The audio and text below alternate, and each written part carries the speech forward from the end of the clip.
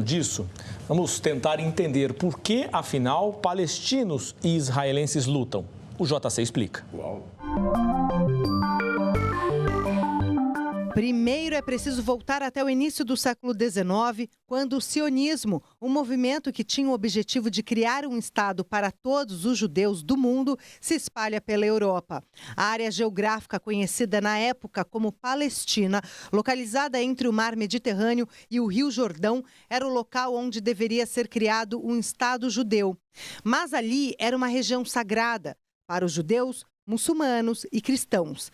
Além disso, o lugar estava ocupado principalmente pelos árabes, e pertencia ao Império Otomano. A gente está falando ali num cenário de desintegração do Império Otomano, portanto, do estabelecimento de Estados nacionais no Oriente Médio que não existiam antes, né? Esse Oriente Médio vai ser definido conforme o sistema de tratado de Versalhes, que estabelece uma parte do Oriente Médio sob tutela britânica, outra parte do Oriente Médio sob tutela francesa. Os britânicos passaram então a controlar a região da Palestina e defenderam pela primeira vez a criação de um lar nacional para judeus naquela região, através da Declaração de Balfour. Naquele espaço, desde o início, já se sabia que era uma região de complexa disputa, né? Porque a gente fala de uma região onde se concentra o centro religioso das três maiores religiões do mundo, portanto, cristianismo, islamismo e judaísmo.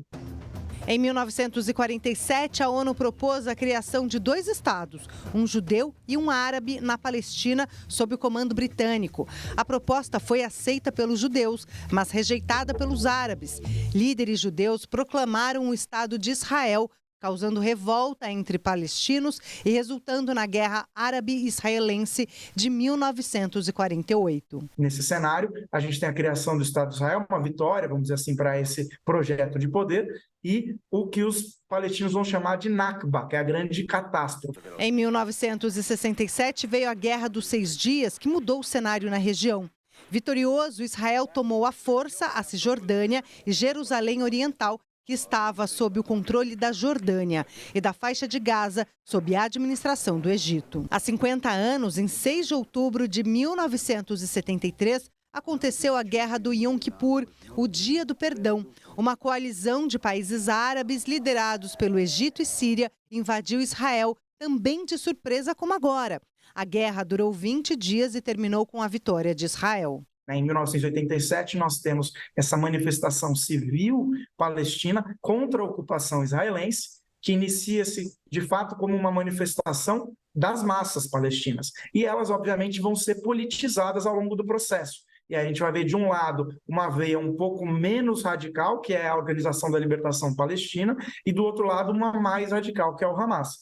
E que, portanto, utiliza de métodos mais assimétricos, a gente pode chamar assim, inclusive do terrorismo, para contrapor a ocupação palestina. Em 2005, Israel se retira da faixa de Gaza, controlada pelo movimento islâmico Hamas, desde 2007. Entre as principais reivindicações dos palestinos está a suspensão da colonização de seus territórios, que têm assentamentos construídos por Israel.